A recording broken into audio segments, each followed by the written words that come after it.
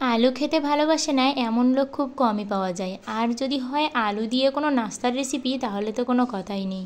নমস্কার বন্ধুরা, জয়ের রান্নাঘরে সবাইকে স্বাগতম জানিয়ে আজ আবার নিয়ে চলে আসলাম আলু দিয়ে একদম ইউনিক এবং মজার একটা রেসিপি, যেটা খুব সহজেই এবং ঝামেলা ছাড়াই বানিয়ে নিতে পারবেন, যা আপনারা বিকালের নাস্তায় যে কোনো জলখাবারে চায়ের সঙ্গে কিন্তু সবাই মিলে খেতে পারবেন। তাহলে চলুন শুরুতেই আমি রেসিপিটা শেয়ার করি। আমি এখানে ভাতের উপর দিয়ে বেশ কয়েক পিস আলু সেদ্ধ করে নিয়েছি। আর এই সেদ্ধ করা আলুর ভিতরে আমি দিয়ে দেব পরিমাণ মতো লবণ, পরিমাণ মতো ঝালের গুঁড়ো, আর দিয়ে দেব ধনিয়া পাতা।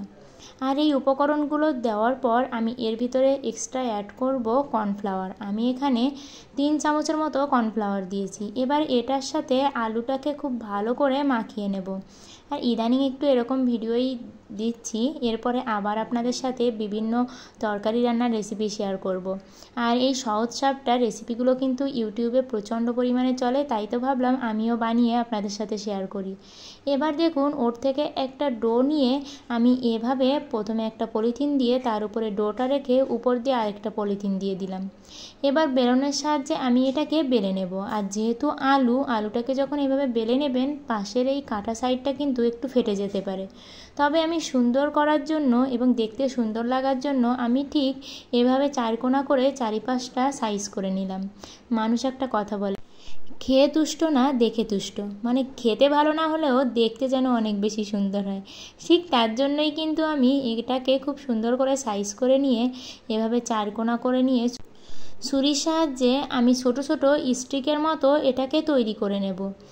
আর এটা বানানো কিন্তু একদমই ইজি। আর এখানে যেহেতু আলু, তাই পলিথিন না দিলে কিন্তু এটা বেলতে গেলেও একটু ঝামেলা হয়। আর এভাবে আমি একটা উঠিয়ে দেখাচ্ছি, দেখুন কতটা হয়েছে। আর এটা তুলতে গেলে যদিও বা নরম মনে হয়, আপনি যখন ভাজবেন তখন কিন্তু এগুলো সোজা হয়ে যাবে এবং অনেকটা ক্রিস্পি এবং মুচমুচে হবে।